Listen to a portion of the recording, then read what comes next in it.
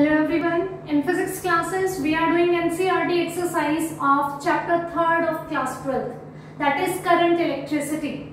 First 11 numericals we have already done in our previous classes. So in this class, we are going to start from the question number 12. So let's start reading the statement of question 12. I hope you all are having your textbook, your notebook and pen with you. So let's start the question number 12. In a potentiometer arrangement, a cell of EMF 1.25 volt gives a balance point at 35 centimeter. Balance point means galvanometer is showing null deflection. Length of the wire. If the cell is replaced by another cell, the balance point shift to 63 centimeter. What is the EMF of second cell? If you have attended all the classes of this current electricity, we discussed the potentiometer and its application. The one application of potentiometer was to compare the EMFs of two cells. And according to that application, we want to compare the EMF of two cells. The formula was this one. Epsilon 1, epsilon 2 were the EMFs of the two cells. L1 and L2 were the balancing lengths. L1 is the balancing length for the cell having EMF epsilon 1. L2 is the balancing length for the cell having EMF epsilon 2. So in this numerical we are going to use this one. The things are given. The cell's EMF is 1.25 volt, gives a balance point at a length 35 centimeter. Now they are asking if the cell is replaced by another cell, the balance point shift to 63 centimeter. Then what is the EMF of second cell? They are asking about E2, epsilon 2. If you have attended this class, comparison of the EMF of two cells, then you are well familiar with this formula. If still not attended that class, all the theoretical topics of this chapter current electricity are available in the playlist. Attend that class so that this numerical is going to be very easy for you. So putting all these values in the formula, epsilon 1 is 1.25 upon epsilon 2 is equals to L1 is 35 and L2 is 63. We are saying that whenever we have to solve the numericals, convert the units into the SI unit. So of course we have to convert these units into the meter. But you can see in this formula we have ratio of the length.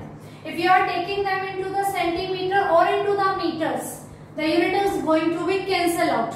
Okay. So you can convert or you cannot convert. It's up to you. It doesn't matter. Otherwise, both the terms you have to divide by 100 to convert them into the meters. And this 100 is going to be cancelled out. That's why no effect is there. So epsilon 2 will given by this will shift here. And these two will shift there. 1.25 into 63 by 35. This is in division here. That is going this side in multiplication. This is in the numerator. On this side, this will get into the denominator. And you can do this calculation very easily. After solving this, we get the answer is equals to 2.25 volt. So this is the EMF of second cell. And potentiometer, first this cell was there in the operating system. We get the balancing length at 35 centimeter. Then they connected some unknown cell and they get the balancing point at 63 centimeter. Now what is the EMF of this one? We are going to use this formula. I hope this is clear to you. So moving towards the question number 13. Let's read the statement of question 13. The number density of free electrons in a copper conductor is 8.5 into 10 to the power 28 per meter cube. Number density means number of free electrons per unit volume. That's why its unit is per meter cube. How long does an electron take to drift from one end of a wire 3 meter long towards another end? How long does an electron take? How long means the time they are asking to drifting in a conductor of length 3 meter. Okay. And the area of cross section of the wire is 2 into 10 to the power minus 6 meter square and it is carrying a current of 3 ampere. They are asking about the time, how much time the electron will take to drift from one end to another end, and the length is given 3 meter, cross sectional area is given 2 into 10 to the power minus 6 meter square, number density is given 8.5 into 10 to the power 28 meter cube per meter cube, and the current passing through it is 3 ampere. So these values are given.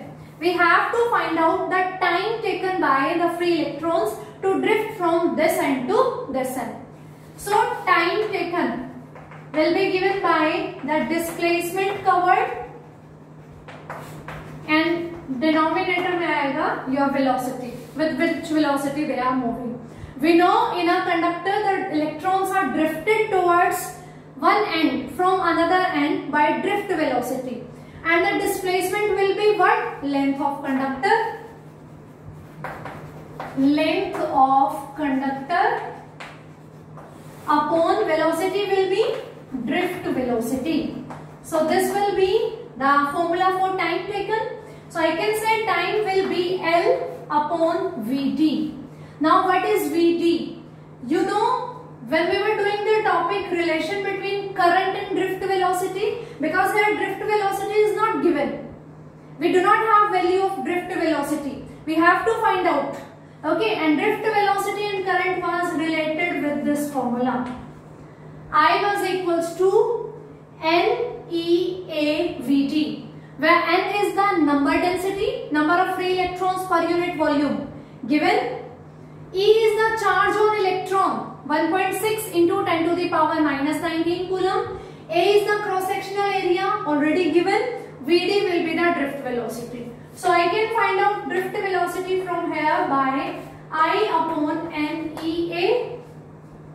Drift velocity will be, these terms will move this side. In the denominator, I upon NEA will give us the drift velocity, because in the numerical we do not have the value of drift velocity. They are asking about the time taken, and time will be displacement upon velocity. Displacement here will be the length of conductor, that is 3 meter already given. Okay, length of conductor upon velocity. Drift velocity we can find out using this relation. That's why at that time when we were doing the theoretical topics, I said that this is very important relationship. When we were deriving the other relation, we were defining the different terms, we have used this definition. So putting the value of drift velocity here, so it will be L upon Vd, I upon NEA.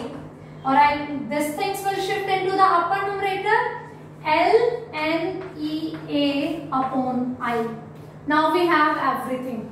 L, length of conductor, N, number density, E, charge on electron, which must know this value, 1.6 into 10 to the power minus 19 coulomb, cross sectional area and the current.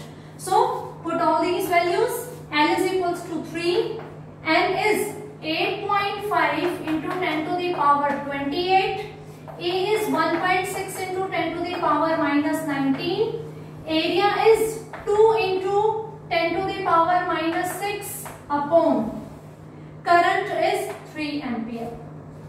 So this will be the value of time taken. This 3 will cancel this 3, and on solving this product we get the value, that is 2.72 into 10 to the power 4 second. The answer will be 2.72 into 10 to the power 4 second. So this much time will be taken by the electrons to drift from this end to this end. So I hope this numerical is clear to you. 12 and 13. If you face any kind of doubt while solving this one by yourself, then you can please message me. And this is sufficient for this class. Thank you.